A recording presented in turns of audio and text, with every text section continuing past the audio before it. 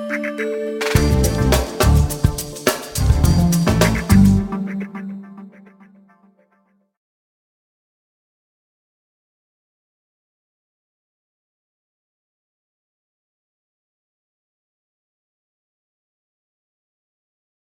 we are live now, so welcome to the interview. As I said before, the purpose of our interview today is to gain a better understanding and perspective about advising a small business from the advisory board level. As you know, this interview is on behalf and in support of the Board My Biz project, which aims to simplify the advisory board building process of small business owners. And today we're speaking with Lonnie Siambe, also known as the entrepreneur's Yoda. Lonnie has loads of experience working with small businesses, both as a consultant and advisor. So at this point, I'll turn it over to Lonnie to introduce himself. Thanks, Bill.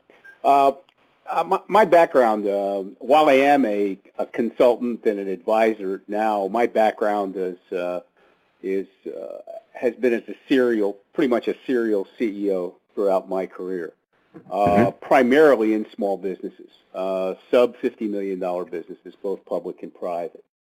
And I've started and sold multiples of my own business, turned around a half a dozen. So the advice I provide to small business comes from battle scars and hard-won experience, and I think that's critical in providing advice. Great. Now, you mentioned a dozen turnarounds. How many businesses in total, small businesses, have you advised? Oh, I've probably advised several dozen. I mean, I invested in a half a dozen, and I've advised probably 30 businesses over the years. I've run another 10 or 12, and so I come from this with experience that basically says, don't do this, and let me give you an anecdotal story why. So basically every bit of advice that I provide, none of it's theoretical. All of it is practical. Right. And these boards, were you sitting on a formal advisory board? Was it a board of directors? What did that look like? Sure, I've done both. I've been part of a board of directors. I still am with several companies, but I've served on advisory boards as an unpaid advisor, and we would help get a company off the ground. And I've probably done that 8 or 10 times over my career, if not more. That would maybe migrate into a formal board of directors or what have you. In every instance, it's been a group of kind of like-minded folks, but usually from varied backgrounds, financial background, legal background, et cetera. And it was an informal kind of a thing. We'd meet a couple of hours here and there on a kind of catch-as-catch-can basis to try to help the business in various stages along their early evolution. Okay.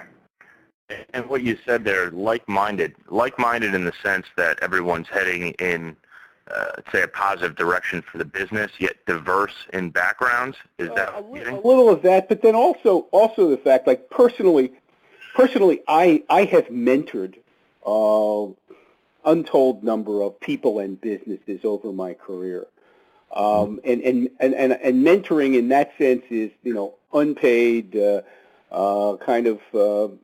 The voice at the other end of the phone, a lunch, a breakfast, a what have you. And that's kind of from a perspective that I was mentored very nicely early in my career. And someone told me this long ago before the term pay it forward really came into vogue. They said to me that someday I should do this for somebody else. And that's what I've done my whole career, is pay it forward. And I advise when I mentor people, and I right now at any point in time I usually have 4 or 5 individuals or companies that I'm mentoring, and I do it because it's the right thing to do, and I do it because I like it.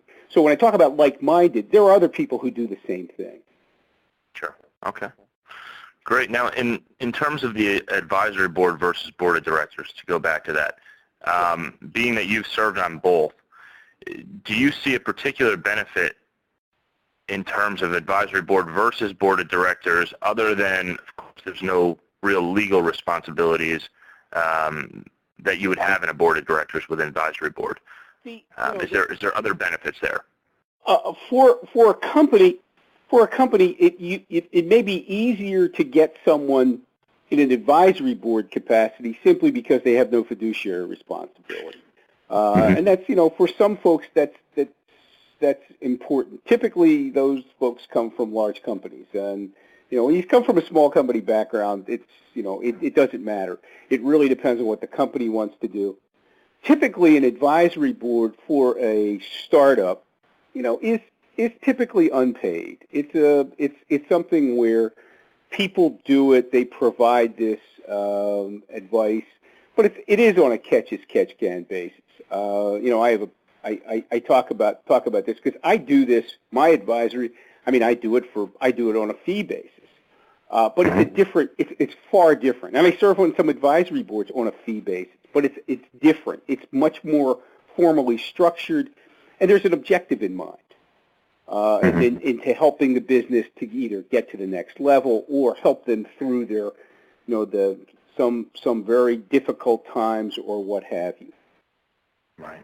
Okay. That kind of leads into my next question, because I was interested in, is it startups mainly you're working with, turnarounds, mature, all sorts?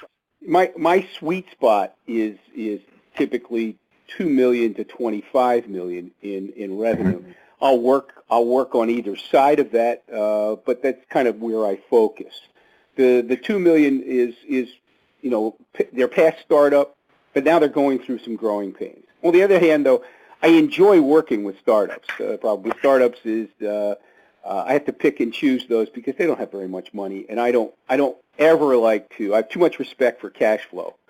Try to give them advice. So I've actually even set up a virtual advisory program where it's a token amount and the like that I charge them going in and on a monthly basis. But it's just because I operate under the heading sometimes free advice is worth what you pay for it. And the problem oftentimes is there's a great phrase that one of the guys on LinkedIn, in one of the answers to a question I threw out, came back with something. He said there are too many Uncle Harrys out there. And he defined an Uncle Harry as a guy who means well but doesn't know what he's talking about. Yeah, plenty of those have come across.